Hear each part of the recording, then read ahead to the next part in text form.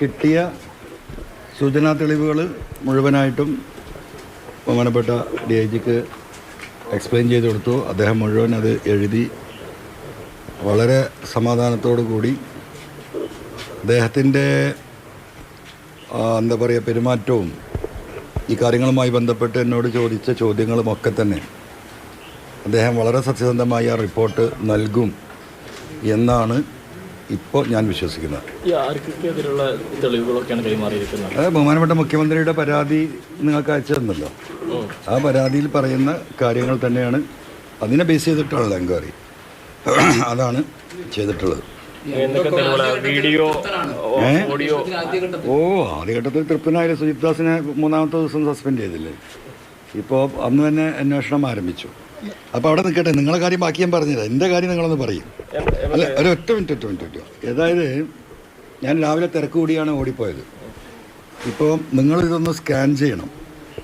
അതായത് ഈ BJP RSS നേതാവിനെ പ്രതിപക്ഷ നേതാവ് കണ്ടു എന്ന വിവരം എൻ്റെ ഓഫീസിൽ വന്ന വീഡിയോ ആണിത്. 9:53 എനിക്ക് കിട്ടിയിട്ടുണ്ട്. ഒന്നെടുത്ത് എടുക്ക്, നിങ്ങളതൊന്നും ഇത് എവിടെ കാണിക്കണ്ടേ? അല്ല, അതൊന്ന് കഴിയട്ടെ, എന്നിട്ട് നമുക്ക് കാര്യത്തേക്ക് പോവാം.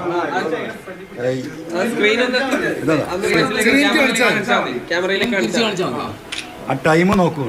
വെനസ്ഡേ എത്ര വേണമെങ്കിലും കാണിച്ചു തരാം. അങ്ങോട്ട് വരണമെങ്കിൽ വരാം, ഒരു പ്രശ്നമില്ല. ഈ സാധനം നിങ്ങളൊന്ന് പുറത്തു വിടണം. നിങ്ങൾ കുറച്ച് സത്യസന്ധത ആത്മാർത്ഥമായിട്ട് സത്യസന്ധത കാണിക്കുന്നില്ല അല്ല, ഈ വിഷയത്തിൽ സത്യസന്ധത കാണിക്കും. 9:53 ഈ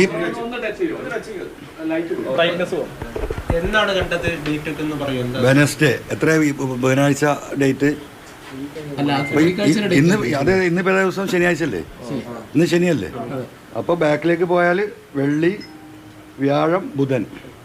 അതായത് ഇത് 9:53 കിട്ടുന്നു.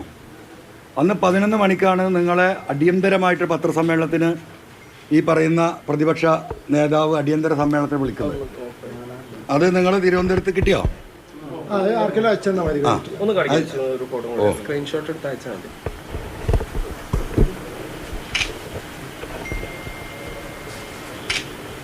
അപ്പോൾ അയച്ചു തരാം, ഇത് ഗ്രൂപ്പിലിട്ട് തരാം. അപ്പോൾ 9:53 ഇത് കിട്ടുന്നതിൻ്റെ ഓഫീസിൽ നിന്ന് വിളിച്ച് ഈ വിവരം വിളിച്ച് പറയുന്നു. ഞാൻ പറഞ്ഞു വെയിറ്റ് ചെയ്യും. ഞാൻ ഇപ്പോൾ ഈ പറഞ്ഞതിൻ്റെ പണീൻ്റെ ഭാഗ്യത്തിലാണ്. അപ്പോൾ 1-2 ഇൻഫർമേഷൻ എനിക്ക് തരാൻ വന്ന 1-2 ആളുകൾ സ്വകാര്യ സ്ഥലത്ത് ഇരിക്കുകയാണ് ഞാൻ.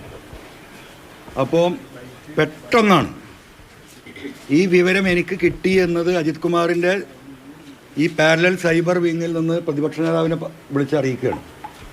അൻവർ ഇത് പറയുന്നതിന് മുമ്പ് നിങ്ങൾ പറയണം. കാരണം അദ്ദേഹത്തിൻ്റെ വിദേശത്തുള്ള പണപ്പിരിവുമായി ബന്ധപ്പെട്ട് ED അന്വേഷണം ഒഴിവാക്കി കിട്ടാൻ വേണ്ടിയിട്ട് അദ്ദേഹം പല BJP നേതാക്കന്മാരുടെയും കാല് പിടിച്ചിട്ടുണ്ട് എന്നുള്ള വിവരം എനിക്കറിയാം.